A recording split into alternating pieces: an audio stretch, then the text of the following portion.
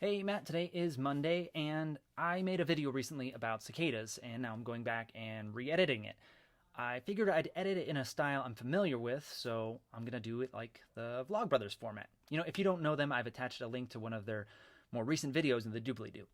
The original video was definitely influenced by them, so I'm just leaning into it, and maybe a little bit of parody in there too. Why not? 17 years ago, we were coming back from a family reunion and camping somewhere in Indiana.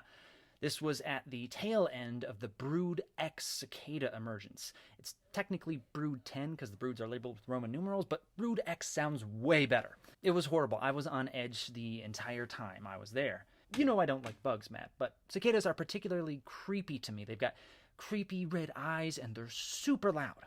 It was even worse because we caught the tail end of the emergence, and that seems like it would be better because they were all starting to die. But in reality, it meant that they would randomly fall out of the trees and land on you as they jerkily spasmed to death. It also meant that you and Dad could pick up half-dead cicadas and throw them at me.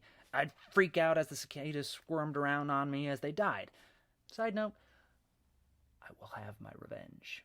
But as much as I'm creeped out by cicadas, I also kind of feel like a cicada right now. Brood X is about to emerge again this year after 17 years underground, and I can't help but relate to that feeling of finally emerging after being underground for so long. We've been under lockdown, or pseudo-lockdown, for a little over a year, and now we're hopefully about to go back to some sort of normalcy. But we have to be careful about this. I hope there's not another surge, but it's definitely possible if we're not careful. Caution is one of the main reasons scientists think that cicadas stay underground for 17 years. They might have started this pattern in order to avoid predators. Any predator that relied on them for food would die out if they didn't show up every year, which is the same relationship we have with the virus. We have to stay inside so that the virus will starve and die without any food. In this scenario, we are virus food, which, well, is kind of accurate. The transition into this life cycle must have been bizarre.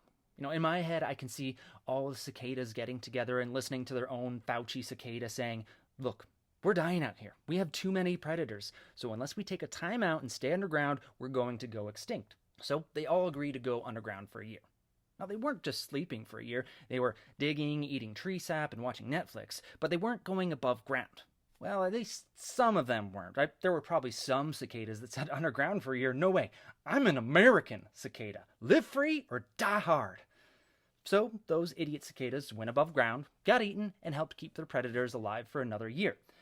So then Fauci cicada emerges after a year to see that there are still predators around. So they say, okay, we have to go back underground. It's the only way to eliminate our predators. But this time, let's try 2 years. And this pattern continues for years and years until they finally find the magic number of 17 years. Maybe if all the cicadas had really committed to staying underground, then they wouldn't have had to get to 17 years. And every year that they didn't fully commit to staying underground, they gave their predators a chance to adapt and to evolve into new variants. See what I did there? So that each successive underground period had to be longer and longer until they could finally establish a balance with their predators. Cicadas still have predators, but the cicadas emerge so infrequently, and just as importantly, they emerge in a synchronized and coordinated way. That means they completely overwhelm their predators so that the smallest percentage of cicadas is eaten every year. So what I'm ultimately driving at is, I don't want to do this lockdown again, even though there's a distinct possibility that we will have to do this again. We may never be able to completely eliminate COVID-19. I don't want to follow this cycle again and again until all of the people who don't follow quarantine procedures die out. So even though we're all excited to emerge soon, we have to be careful. We have to follow the guidelines from the CDC and listen to Fauci cicada. Matt, hopefully I'll see you soon.